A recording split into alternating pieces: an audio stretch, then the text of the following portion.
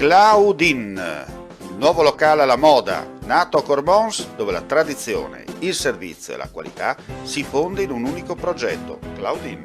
In via Friuli, incastonato lungo il viale d'accesso alla capitale del Coglio. Aperto dal mercoledì al lunedì, il martedì si riposa dalle 7 alle 14 e dalle 17 alle 23. Claudin, locale per palati fini e buongustai, dove si mangia, si beve e si respira Bird, Coglio e Quay.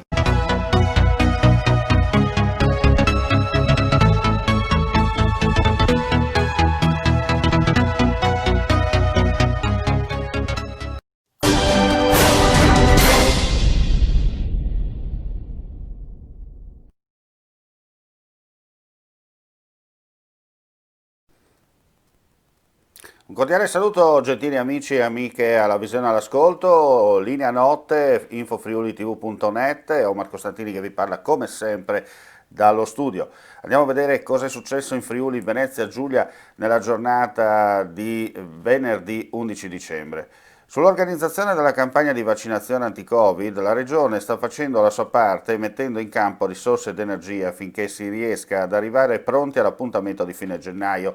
Abbiamo provveduto all'acquisto di 8 frigoriferi speciali per garantire la conservazione del vaccino e stiamo procedendo in stretto contatto con la struttura commissariale per l'individuazione dei siti di somministrazione che dovranno rispondere a precisi requisiti tecnici e organizzativi.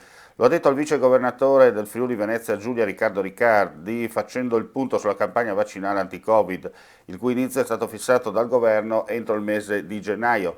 Siti di stoccaggio saranno le farmacie ospedaliere di Trieste, Udine, Pordenone, Monfalcone e Tolmezzo. Prossimo passaggio sarà l'individuazione delle sedi di somministrazione del vaccino e il loro allestimento.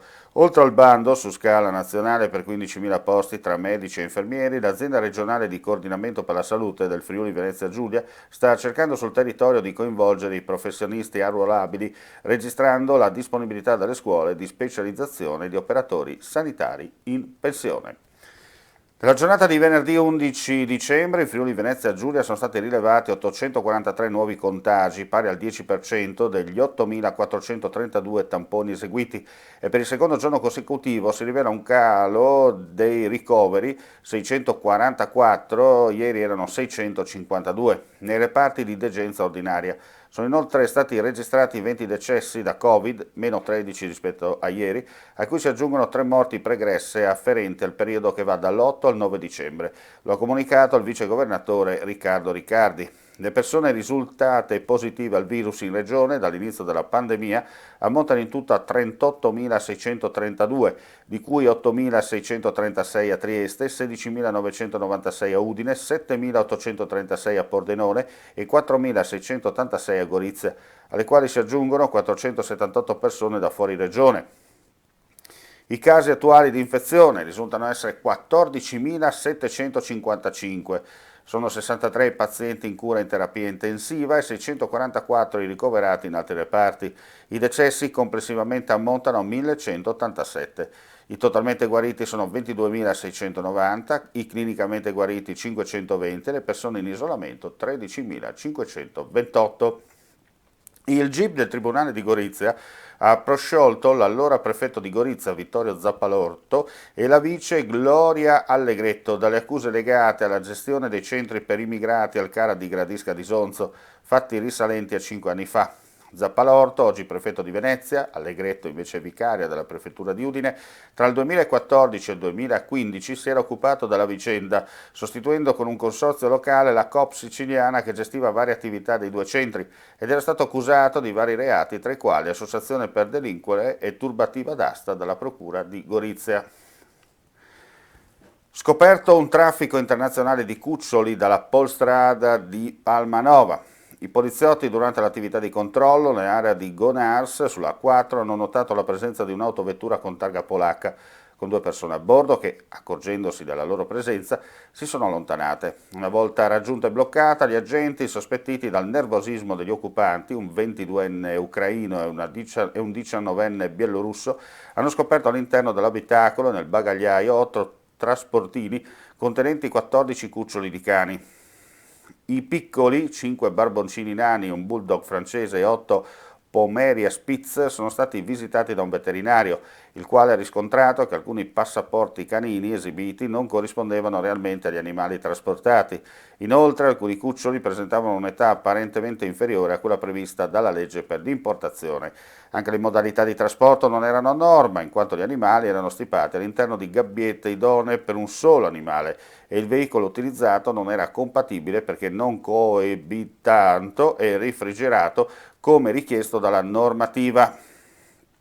Per questo i cuccioli sono risultati in condizioni sanitarie precarie e in evidente stato di ipotermia.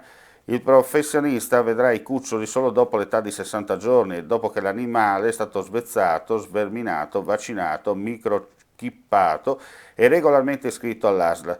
Ricordiamoci, fa sapere nella nota l'Appolstrada, poi che all'interno dei canili italiani ci sono tantissimi cani, anche se non di razza riconosciuta, in attesa di essere accolti da una famiglia.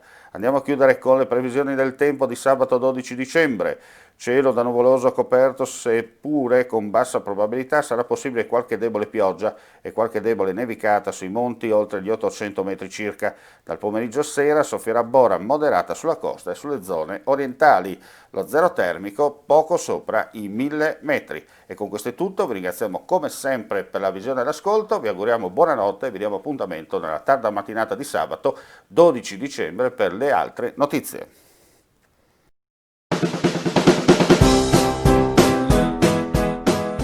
Claudine, il nuovo locale alla moda, nato a Cormons, dove la tradizione, il servizio e la qualità si fonde in un unico progetto, Claudine. In via Friuli, incastonato lungo il viale d'accesso alla capitale del Coglio, aperto dal mercoledì al lunedì, il martedì si riposa dalle 7 alle 14 e dalle 17 alle 23. Claudine, locale per palati fini e buongustai, dove si mangia, si beve e si respira Bird, Coglio e Quay.